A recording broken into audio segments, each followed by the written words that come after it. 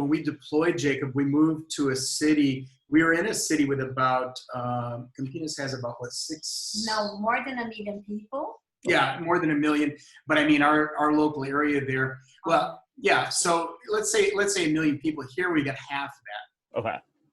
So we cut our city size in half, and it's just a generally less. There is tourism here, but of course with the with the virus there hasn't been.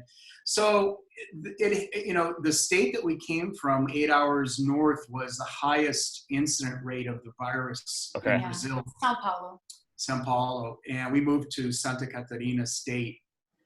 So, it was. Yeah, now it's better. I mean, and how, I'm sure it's there, but is it? So we've had two. Yeah, we've had 2 deaths in our city, and we've got about 700? Is it 700 cases? Okay. Yeah, we don't have a lot of cases in the city. So here's. This gives you a little look here. The size of the U.S. and Brazil, they're about the same continentally. And then so we're in this middle state here, and about 500,000 people, German. So, but yeah, so we came about 8 hours south. South, right? Okay. Yeah. So we're about on the edge. Next state down is Rio Grande do Sul, and then you have Argentina. Uruguay. It's in the border. So yeah, it's and it was funny because when we got here, the building, they didn't really want us to move in. We're on the highway, we had already set up everything, and they're like, well, yeah, this isn't really a good time for you guys to move in. Right. Yeah. What was that like? I mean, you show up to this place, you're coming to bring the good news of Jesus, you've been trying to get here, you get there, and what do? Yeah, you don't leave your apartment. Yeah. What was the first thing you did when you deployed? Well, we stayed in our home and we didn't open the door. Quarantined for a few weeks. That's all. Yeah. Yeah. It's like what do you expect to do when you deploy? Right. So yeah, we've had a lot of. I'll tell you, Jacob, the prayers. Thank you so much, and the launch team for the prayers. I mean, we have been busier than ever, and the leaders here have been so encouraged by the fact that we deployed in the middle of this. And something really neat is taking place right now, which is perfect in terms of multiplication. One of the pastors that we've been closest to here. And this is the best thing about this. This came from his heart. God put this on his heart. Is he started a mentoring kind of Bible study group. Because what he found was that even people in the city that are pastors that supposedly have theology, it's terrible. Mm-hmm. It's very terrible, which we know from where we are. But here he said it's even worse. Mm-hmm. He came from a city about 2 hours away. And he said that he wasn't even able to meet with the pastors from other churches here, which there aren't many. But he said because the theology was just almost heretical. Mm. So he's got a group of seminary students. One of them is a guy I'm discipling who's where we came from. And it's just an online hour and a half, hour and 15 minutes a week. But it's going to be great because it's going to allow us to identify guys who are really serious about the word. It's going to allow, I think, some discipleship, bonds to begin with guys that don't have any. And we've got some good guys. We've got the church that we're affiliated with in the city where we came from. One of the guys is also an American missionary, and his dad started a publisher there. So he's well respected. His dad was on the NIV translation committee. His dad passed away. Cool. So yeah, things like that are just absolutely. It's because we don't have any seminaries here in the area. Right. Mm-hmm. It's very difficult because they do very poor courses and then they can't explain the Bible. They are not prepared. Yeah. So the church cannot grow if the teaching is that way, you know. So, and then we've got, so we're in touch with all four major denominations. And we've really got solid people from within those denominations that want to work with us and that have ideas. And that for me is the best thing, because our first deployment was church revitalization. And I felt like I did way too much of the steering and not enough of really getting behind guys who were already doing something. And I think that's really changed a lot with our deployment here. God's really answered prayers in that we're providing tools, we're providing knowledge, we're providing manpower and future, short-term mission trips and things like that. Yeah. A lot of things that will be key, but we're not, we're not the ones instigating most of the time. So it's good. Of course, yeah, it's very different deploying into a quarantine. But I really feel like God is opening so many doors that would otherwise be the same way He is there. Yeah. People are scared, they're panicked, they're out of work, they're out of food, and here, of course, I mean, if the pandemic were to lay hold heavily, the medical system just isn't prepared. Our team members, we're meeting weekly with our team members online in Argentina and Uruguay. And Argentina, they're basically in martial law because they have no ability to deal with the medical situation. Wow. One of our team members got stuck in Colorado trying to get out of the country and got stuck there. So, but yeah, it's, it's just a different reality. So I think God's been super merciful here in that we haven't had, at least in most of the cities, we haven't had the same level of outbreak that we've seen in the U.S. You know.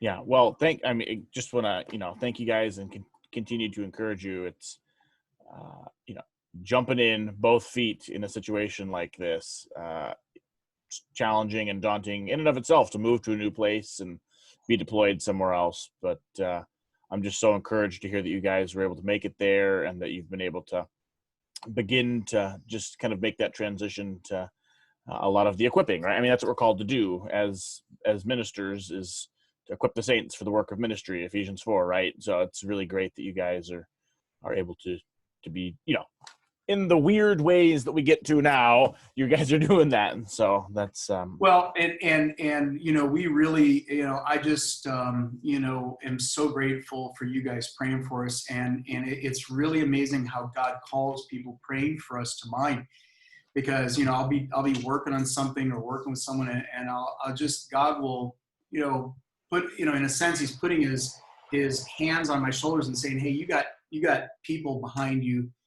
praying for you, and I'm with you, so just go. So we've really, in a very special way in this season, have felt the prayers. And I think I always say this, can never say it enough, is that I really prayed for God to bring us like-minded partners, because I knew we're in a region that is second only to Africa in terms of spiritual darkness. Mm-hmm. And we've had Brazilian missionaries have to leave the field from depression and health issues. It's known as the pastor's graveyard here. Mm. That's the nickname Brazilians gave it. So we knew we were going into the really darkest part of Brazil and some of the darkest part of the world. So God has been so faithful to just give us, like-minded people that they're praying. And while you guys are going through your own, I mean, this has been devastating. I think it's really pulled people together in prayer and in like-mindedness that are wanting to see the gospel. I mean, how phenomenal is it that you guys, Lord willing, will be launching in September right out of this? Man. Yeah, that's a lot of our, obviously a lot of our thoughts and conversations and prayers to this point are, what's this going to look like? What can we be doing now to redeem the time, to be as ready and prepared as possible for what's next, and just trying to figure out, what September might look like. So that's actually a question I wanted to ask you guys. You've talked a little bit about, COVID's kind of affecting your ability to, just get out and be on the ground now. What do you guys think about how this might affect you moving into the future? What do you think might be different for you guys in the next couple of weeks or months or years? Maybe things you didn't anticipate when you initially were preparing to jump into where you are now.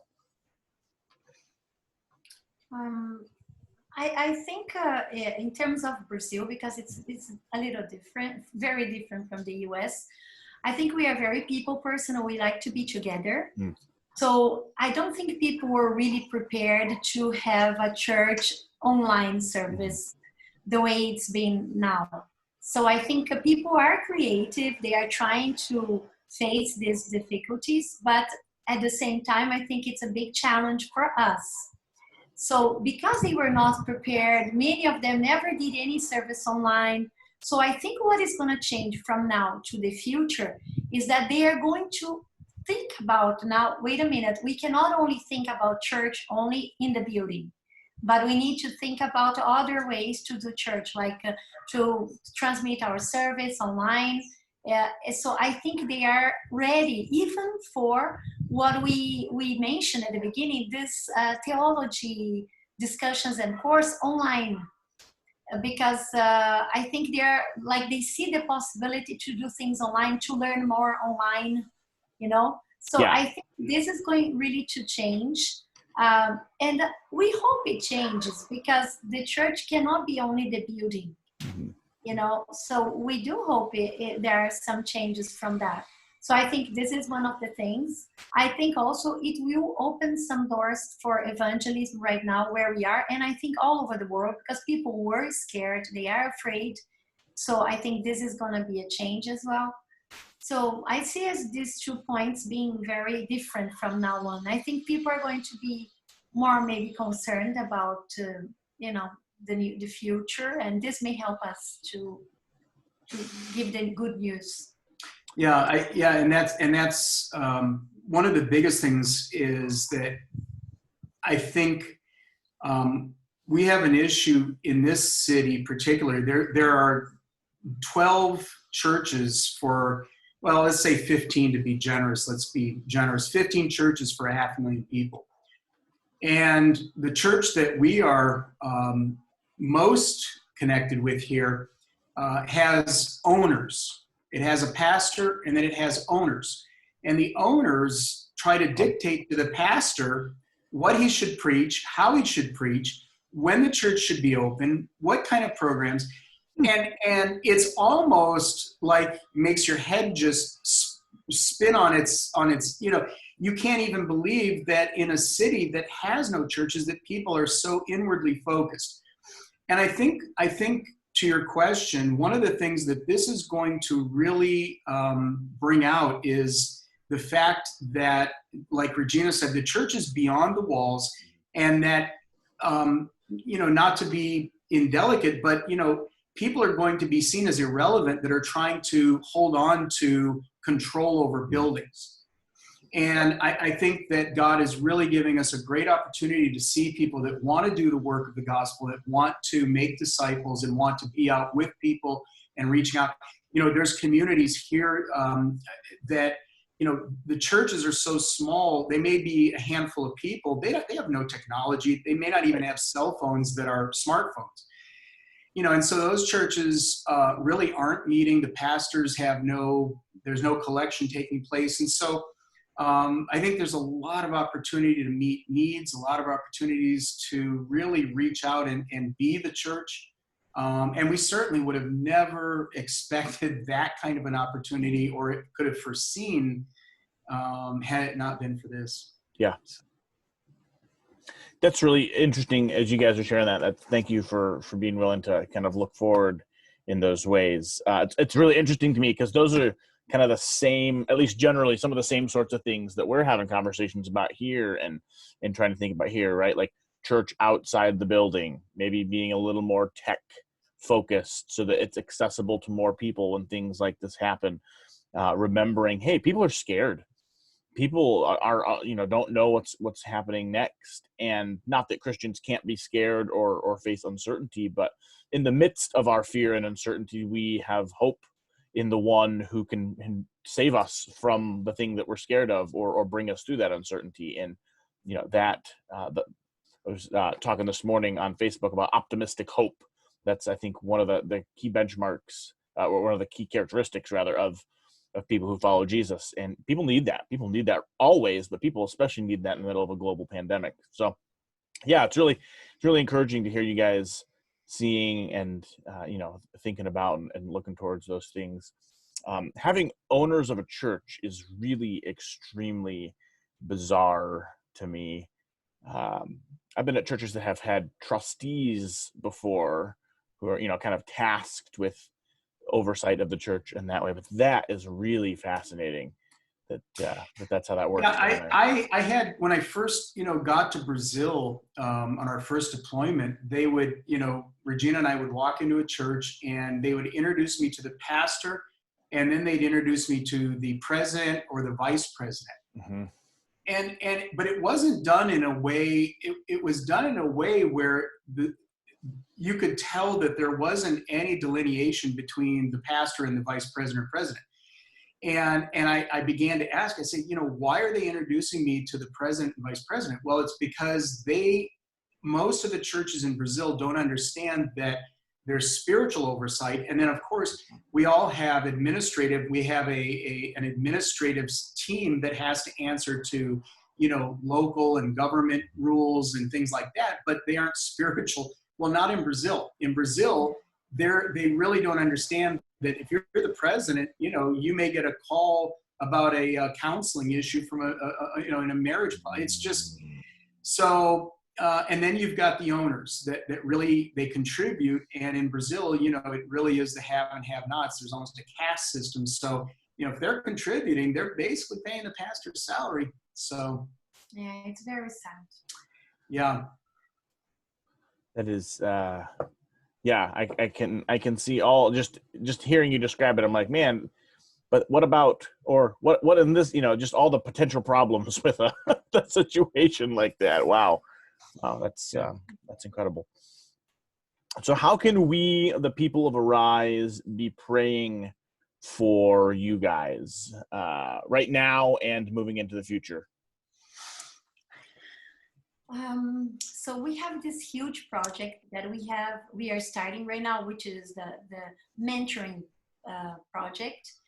The challenge is we have people that are going to seminary, but they are not, they are just starting seminary, so they are future leaders. So we want them to continue in their seminary, but at the same time, to be involved also with this mentoring process we are going to do and invest with a lot of good people, so they can have as much as they can, like a lot of information, so they can perform their ministries well equipped.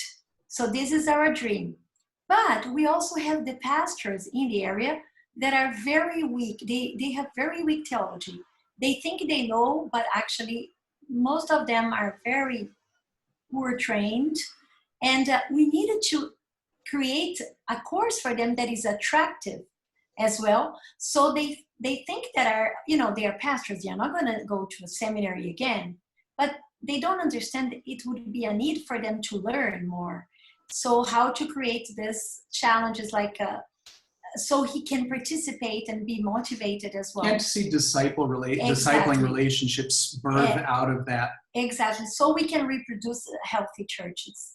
And discipleship, it's really important. That's why it's a mentoring process that we are working with. So yeah, along with that, go ahead. Sorry, do you mind me just digging in there for a second? Like, what does your mentoring process look like? Because that's one of the things that we're really trying to do here at Arise. So as we're praying for you, can we be learning from you guys as well? What does that mentoring look like? And so we're basically, I mean, and I think a lot of the people in the city where we are have never seen it. So we're bringing some of this with us, and they want it, but they don't really have a good idea of what it is. Sure. And so, for example, the young man that I'm mentoring that's coming from virtually with us from the city where we were, what that looks like is really just a open connection for anything he needs at any time. And that's really the way it begins. It begins organically. I believe it of course, begins with the Spirit of God. I mean, I connected with him immediately. He had a heart for the South. He thinks he may want to plant churches here. So, of course, that was a big bonus. But I think what we're trying to do is we're trying to help them understand the model of the biblical relationship that was the foundation of the church, which is a one-on-one relationship with someone who is older, more mature, and can teach you not only, theology, but life, can help you walk through the hard times in life. And he said, this is so cool. His name is Raul. He said, this is so amazing. He said, I've never heard of this before. And he said, it's so wonderful because he said, I have a lot of questions. He's in his early 20s. And so just by kind of grafting that relationship into what we're doing here, it now opens up the possibility for these other pastors and younger seminary students to say, well, yeah, we could kind of do that, couldn't we? Or hey, pastor, I kind of feel like, I'm drawn to, could we have coffee, or, can we do a private Zoom call? And so without any, programmatic scheduling or systematic things in place, it's just, hey, Raul, what's going on? How's your week been? Stuff at seminary, what are you seeing that, that's new or challenging, or maybe you're not, feeling comfortable with? What are you seeing in your church? One of the things that I'm asking everybody, the pastors here and people that I would mentor, is look at everything you see online as if you're not a Christian. What do you see? What do you see? Because if you think the majority of what we get online is program feed for Christians that has the vocabulary, the traditionalism built in, and so you theoretically you're running across the channels, and you jump onto this, and it's like, oh, well, that must be a private club. That must be something. I don't have any clue. So there's no gate, there's no portal where you're actually letting people come in. So yeah, that's a long answer to your question, but I really think that it's really just being available and letting them into your life, and making them feel like there's no stupid questions. There's no, there's not going to be any condemnation for not knowing something. Yeah, that's great. Hey, thanks for sharing that. Cause again, that's one of the things we're thinking through here. And, what you just described, right? I think sometimes we're like, oh, we're going to do mentoring, right? We got to have this big set of, questions or guidance or things like that. And sharing life is so important. I mean, the mentors in my life who've been the most influential, it's been grabbing coffee back when you could grab coffee, or talking over FaceTime, or, those sorts of things. It's just been, hey, what's going on with you? Where are you today? What are you learning? What are you growing? Where's God pushing you right now? And just having those intentional conversations. You don't have to write a book on mentoring to be a good mentor. You just have to show up most of the time. Yeah, and I went through when I was teaching the course on our first deployment for pastors, I did have a more formal method. And what I found, and I don't know, culturally this is the way it is here. It's really an honor shame society. And so even if something is going terribly wrong, and I'm thinking of a particular case with a pastor's son that went terribly wrong, and I told him and others at that time, I said, look, things have a way of showing up, even if you don't say them. So I said, it's better in this type of relationship if you just get it out there so we can be praying about it. It's not but with the weight of the shame and honor society here, a lot of times that won't come out. So doing things a little differently this time, in that I'm just building the relationship in a way that it would be dishonoring to the relationship not to bring that out without it being spoken. And again, that's a cultural context that I've learned that may not translate into every culture, but here I think it's the higher road, because if honor and shame is the order of the day, then you want to honor the relationship. So I shouldn't have to say to you, hey, be straight with me, Yeah. That's really good. I like that. It's great. All right. I didn't mean to distract you from your what we can be praying you about. That's just so fascinating and interesting to me. So what else can we be praying for you guys about? Well, I think certainly health is a major concern. Of course.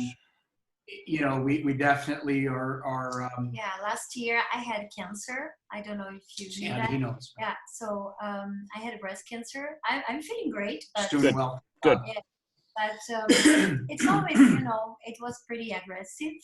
So I got it very at the beginning. So health is always a concern, even if we feel good, about it. Absolutely. When you go through this kind of trials as well with your health, you learn a lot from that. I think I learned a lot of lessons that I would have never learned. So I'm glad with this, with the results. So our health. And, of course, with the economy, our finances, that's goes without saying that we're at the mercy. We can only do this for as long as we're supported. And so we really depend on the generosity and the partnership of everybody there. And so we know God is faithful. We know God will, see us through this. So we're just, we're not focusing on that. And, we're just trusting God to take us through. But certainly if you guys would pray that God would just continue to be, he is, but just to just take us through this, so because this time it's so amazing to be deployed in the middle of this hurricane, basically in the eye of this hurricane. And, we're going to go out on the streets, much like a hurricane, you go out and you see where have the trees fallen down, where's the power out, and, the thought of financial devastation in the middle of that and then being called back, which we've had initiatives that have been called off their deployment. We've had 2 or 3 that were pulled out of countries because of danger and because of finances. So we're just, we're dependent and we're just very thankful that we're here. It's a privilege and an honor. So yeah, all those things, long prayer. No, that's if possible, for wisdom. Wisdom. Because we want to have wisdom to approach people, how to talk to them. I really believe knowledge is very important because we are in an area of Brazil that it is Brazil, but very different from the rest of Brazil. So here, offering food to people and offering things is not really what they need. And they are more like European origins. So their culture is different.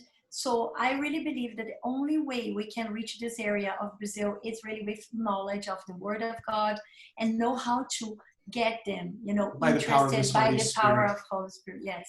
I'm going to put up behind me here. We're using virtual background because we're still in boxes and stuff. So this behind me now is a look at Joinville. So you can see it's urban. It's an urban area. We're not in a rural setting. We're in a city. And it's the highest standard of living index in Brazil. So, whereas, there's going to be people that have been affected, by this crisis in terms of physical needs. More in this area, what you find is people that are hungry for knowledge, want to be very in the know. They've traveled. We're close to beaches. So if you look at this now, you'll see this is 45 minutes away. awesome. Yeah, so it really is it's a different mission field in that we're trying to reach people that really feel like they have a pretty good life and aren't in a lot. We have the Bolshoi Ballet here, the largest Bolshoi Ballet outside of Russia. And a lot of children come here to study there. So, it's and then you've got Allan Kardec. I think we talked about this when I was there. Allan Kardec Spiritism, which is basically just sophisticated voodoo. So intellectual voodoo, Yeah, I know. Just as you're talking about this is one of the things, Lee, when you were here in St. Louis, really helped me kind of understand where you were coming from. And one of the things that I think God kind of used to speak to me about how we could partner well together is, we're in different parts of the world, but we're trying to reach the same sort of people, right? Americans, we have it all together, right? We don't need any help. We're independent sorts of people. We can figure out our own spirituality. We can make do on our own. There is a very intellectual bent to some sorts of folks, right? I mean, again, different cultures, different places. I don't mean to paper over all the many differences, but so many people in the world today need need to learn how to love God with their minds too. And we can, and the people here can so easily overlook the devastation in terms of poverty, literally next door to them. And I think we find that in the United States as well. You really do have communities of have and have-nots. So there are of course enormous cultural differences, but with that, I think you're absolutely right that there is a huge commonality and a huge bridge towards understanding that the gospel is needed in every situation, and it breaks barriers and breaks bonds. And in cities, the reason why we picked municipalities with more than 1 million people for our initiatives, and we did that so that we'd be strategic in that the cities would be the epicenters of the movements, and then ripple out into the outlying regions. In the same way that a virus usually infects a city, and I mean, not to put too fine a point on it, but that's exactly what we see, right? Things start in cities and then they spread out throughout the rest of the area. That's exactly right.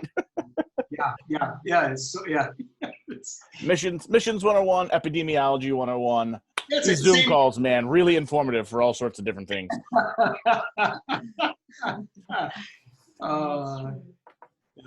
Well, thank you for sharing those requests with us. That's one of the things that we're most excited about here at Arise. We want to be a praying church. We want to be a church that is, committing what we're doing and the people we're partnering with and the people we're supporting to God in prayer on a regular basis. That's been one of the things that I've been really excited about. We were, before we had to go into social distancing, we were consistently praying as a part of and before all our meetings, and had a prayer team that was going. And now the prayer team is meeting via Zoom every week and continuing the good work of praying together. And, where 2 or 3 are gathered, hopefully also applies to internet as well. So I trust that it does. Amen. But we're just really excited to be partnering with you guys and privileged to be praying for you guys, because as is so often the case, prayer is the thing that gets done, that gets things done. God really works through the power of prayer. So thank you guys. We can't even begin to tell you how grateful we are and how close we feel. It's amazing because we're on a different continent, in a different context, in a different culture, but we really feel connected to you guys, and we are praying so hard for the opening, whatever God's will and timing is for that.